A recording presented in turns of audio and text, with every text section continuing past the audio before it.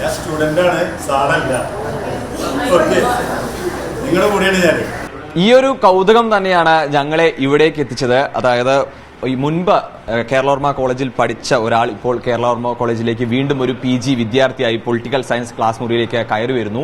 ആ കാര്യം തന്നെയാണ് ഞങ്ങൾ ഇവിടേക്ക് എത്തിച്ചത്. എന്തായാലും നമുക്ക് അദ്ദേഹത്തോട് ഇതിന്റെ വിശേഷങ്ങളൊക്കെ ഒന്ന് ചോദിച്ചറിയാം. വീണ്ടും കേരളവർമ്മ കോളേജിന്റെ ക്ലാസ് മുറിയിലേക്ക് എത്തുന്നു. എന്താണ് ഇപ്പോൾ തോന്നുന്നത്? സന്തോഷം, ഒരുപാട് സന്തോഷം. സത്യം പറയുകയാണെങ്കിൽ ഒരു 10-20 വയസ്സ് പെട്ടെന്ന് താഴ്ത്തിക്ക് പോന്നു. ഇനിയിപ്പോൾ ഒരു 2 വർഷം കൂടി കഴിയുമ്പോൾ 20 വയസ്സ് കൂടി താഴ്ത്തിക്ക് വരും. അപ്പോൾ ഒരു യുവജനങ്ങളുടെ കൂടെയുള്ളൊരു ഉത്സവമായിട്ട് കൊണ്ടുവരാം എന്ന് തോന്നുന്നു. അന്ന് പഠിച്ചപ്പോഴും ഇപ്പൊ പഠിക്കുമ്പോഴുള്ള ഒരു പഠന രീതികളിലൊക്കെ തമ്മിലൊക്കെ ഒരുപാട് വ്യത്യാസമില്ലേ? തുടങ്ങിയിട്ടുള്ളൂ, അതുകൊണ്ട് എനിക്ക് കറക്റ്റായിട്ട് പറയാൻ പറ്റില്ല. പക്ഷേ ക്യാമ്പസിന് ഒരുപാട് ചേഞ്ചസ് വന്നിട്ടുണ്ട്. ഞങ്ങളുടെ കാലഘട്ടത്തിലൊക്കെ ഒരുപാട് പേര് പുറത്തായിരുന്നു, അകത്ത് കുറവായിരുന്നു. ഇപ്പം നേരെ ഓപ്പോസിറ്റാണ്, അകത്താണ് കൂടുതലെന്ന് തോന്നുന്നു. നോക്കട്ടെ എന്താ സിറ്റുവേഷൻ എന്നുള്ളത്. പക്ഷേ എന്നിരുന്നാലും അന്നും പുറത്തകത്തായാലും എൻഡ് ഓഫ് ദ ഡേ എല്ലാവരും നല്ല മാർക്കിൽ, അല്ലെങ്കിൽ അവരെ എയിം, ഇപ്പോൾ നമ്മൾ കോളേജിൽ വരുന്ന വെച്ചാൽ ക്ലാസ്സിൽ നിന്ന് പഠിക്കുക, അതിൻ്റെ ഒപ്പം പുറത്തുള്ള കാര്യങ്ങളും അന്വേഷിച്ച് രാഷ്ട്രീയമായാലും എല്ലാ കാര്യങ്ങളും ഇടപെട്ട് അതിൻ്റെ കൂടെ നല്ല മാർക്ക് കൂടി പുറത്തു വരിക എന്നുള്ളൊരു രീതി ഉണ്ടായിരുന്നു. അപ്പോൾ ആ രീതി ഇപ്പോഴുണ്ടെന്ന് എനിക്ക് എൻ്റെ വിശ്വാസം. അല്ലെങ്കിൽ നമ്മളത് മാറ്റിക്കൊണ്ടുവരാം. ഡിഗ്രി ഏത് കാലഘട്ടത്തിലായിരുന്നു ഇവിടെ നമ്മൾ പഠിച്ചിരുന്നത്? ഞാൻ 1984-87 ഡിഗ്രി ചെയ്തത്. ഇപ്പോൾ ഒരു ശരിക്കും പറയുകയാണെങ്കിൽ 40 വർഷത്തിന് ശേഷമാണ് ഞാൻ വീണ്ടും ഈ കോളേജിൽ പോസ്റ്റ് ഗ്രാജുവേഷനായിട്ട് വരുന്നത്. ഒരു ചെറിയ ഗ്യാപ്പുണ്ട്, 40 വർഷം. ഈ 40 വർഷം മുമ്പുള്ള ഒപ്പം പഠിച്ചവരും ഇപ്പോൾ പഠിച്ചവരും തമ്മിൽ വ്യത്യാസങ്ങളില്ലേ? ഒരുപാട് വ്യത്യാസമുണ്ട്. ടെക്നോളജി പരമായിട്ട് ഒരുപാട് ഡെവലപ്മെന്റ്സ് ഉണ്ട്. പിന്നെ മൈൻഡ് സെറ്റിൽ ഒരുപാട് വ്യത്യാസങ്ങളുണ്ട്. ഈവൻ അവരുടെ ഇന്ററാക്ഷൻസിന്റെ രീതികളിൽ വ്യത്യാസമുണ്ട്. അപ്പോൾ അതൊക്കെ ഒരു ബ്ലെൻഡിങ് പ്രോസസ്സ് കൂടെ നമുക്ക് അഡോപ്റ്റ് ചെയ്യാൻ പറ്റുമെന്നുള്ളൊരു ശ്രമമാണ്. ഒപ്പം എൻ്റെ നോളേജ്, കാരണം വെച്ചാൽ പുതിയ ടെക്നോളജി, പുതിയ ജനറേഷനിലൂടെ എൻ്റെ നോളേജ് ഞാൻ അവരിൽ കൂടെ ബ്ലെൻഡ് ചെയ്ത് താഴ്ത്തിക്ക് വരാനുള്ളൊരു ശ്രമമാണ്.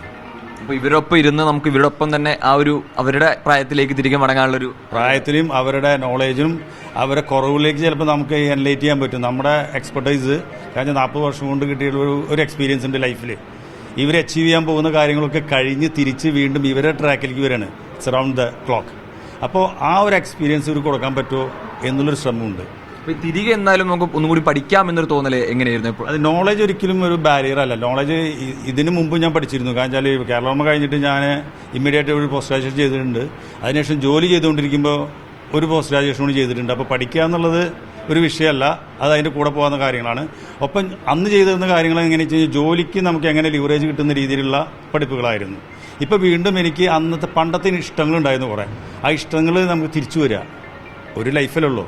അപ്പോൾ എന്താണ് എനിക്ക് ഹാപ്പിനെസ് തരുന്നത്, അവിടേക്ക് വരിക എന്നുള്ളതാണ് എൻ്റെ രീതി. അപ്പോൾ ഈ കൂടെ ഇരിക്കുന്ന കുട്ടികളോട് മറ്റുള്ളവരോടൊക്കെ നമുക്ക് അവരുടെ അനുഭവങ്ങളൊക്കെ കേൾക്കുമ്പോൾ, അതായത് നമ്മൾ അന്ന് പറഞ്ഞ ഒരുപക്ഷെ നമുക്ക് പഴയ ഒരുപാട് അനുഭവങ്ങളൊക്കെ ഇവരോട് പങ്കുവെക്കാനൊക്കെ ഉണ്ടാവില്ലേ? ഓഫ് കോഴ്സ് ഒരുപാട് കാര്യങ്ങളുണ്ട്. അതിനൊരു സമയമുണ്ടല്ലോ, 2 വർഷം സമയമുണ്ടല്ലോ. നമുക്കിപ്പോൾ ഇവിടെ എങ്ങനെയാ വെച്ച് കഴിഞ്ഞാൽ ക്ലാസ് ഇല്ലാത്ത സമയത്താണ് നമുക്ക് കൂടുതൽ കോൺവെർസേഷൻ നടക്കുക. അപ്പോൾ ആ സമയങ്ങളിൽ നമ്മൾ കാര്യങ്ങൾ പറയും. പിന്നെ ഒഴിവ് സമയങ്ങളിൽ നമ്മൾ ഇടപെടും നല്ലോണം. കൂടെ ഇരിക്കുന്നവർ ചോദിക്കാറുണ്ടോ അന്നത്തെ കേരളവർമ്മ കോളേജ് എങ്ങനെയായിരുന്നു? തുടങ്ങിയിട്ടുണ്ട്, പലതും എങ്ങനെയാണെന്നുള്ളത് കൺവേ ചെയ്യാറുണ്ട് ഇൻഫർമേഷൻസ്. അപ്പോൾ എന്താണ് നമ്മൾ പറയാറ്? നമ്മുടെ പഴയ അനുഭവങ്ങൾ ഒരുപാട്. നമ്മുടെ കാലഘട്ടത്തിൽ വെച്ച് കഴിഞ്ഞാൽ ആ കാലഘട്ടത്തിലെ ആൾക്കാരുടെ ഇന്നത്തെ ഏറ്റവും ടോപ്പ് പൊസിഷനിൽ കേരളത്തിലിരിക്കുന്നതും പുറത്തിരിക്കുന്ന ആൾക്കാർ. ഇപ്പോൾ സിമ്പിളായിട്ട് പറഞ്ഞാൽ മന്ത്രിമാർ, ഇപ്പോൾ കേരളവർമ്മയിൽ നിന്നുള്ള 4 മന്ത്രിമാരോ 3 മന്ത്രിമാരോ എൻ്റെ കാലഘട്ടത്തിൽ ഒപ്പം പഠിച്ചവരും താഴെയും മുകളിലും പഠിച്ചിട്ടുള്ള ആൾക്കാരാണ്. പിന്നെ MP-മാർ, അതേമാതിരി നല്ല പൊസിഷനിലിരിക്കുന്ന പോലീസ് ഓഫീസേഴ്സ്, അങ്ങനെ ഏത് ഇതിൽ പറയുകയാണെങ്കിലും നമുക്ക് ഒരുപാട് പേര് നല്ല സുഹൃത്തുക്കൾ, ആ സുഹൃത്തുക്കൾ നല്ല പൊസിഷനിൽ എത്തിയിട്ടുണ്ട്. അപ്പോൾ അതൊക്കെ ഇവർക്ക് എക്സ്പീരിയൻസ് നമുക്ക് കൊടുക്കാമല്ലോ. ഏതായാലും ഇവരുടെ ക്ലാസ്സിൽ കൂടെ ഇരിക്കുന്ന വിദ്യാർത്ഥികൾ, മറ്റു വിദ്യാർത്ഥികളുണ്ട്, നമുക്ക് അവരോടൊക്കെ ഒന്ന് ചോദിച്ചു നോക്കാം. എന്ത് തോന്നുന്നു ഇത്തരത്തിൽ ഒരാൾ കുറച്ച് മുൻപ് ഇവിടെ പഠിച്ച ഒരാൾ വെറുതെ നിങ്ങളോടൊപ്പം വീണ്ടും പഠിക്കാൻ എത്തുന്നു? അപ്പോൾ എന്താ നിങ്ങൾക്ക് തോന്നുന്നത്? തീർച്ചയായിട്ടും വളരെയധികം സന്തോഷം. ഇദ്ദേഹത്തെ പോലെ ഒരാൾ നമ്മളുടെ കൂടെ പഠിക്കുക എന്ന് പറയുമ്പോൾ അത് ഞങ്ങൾക്ക് ഭയങ്കര ബ്ലെസ്സിങ് ആയിട്ടുള്ളൊരു കാര്യമാണ്.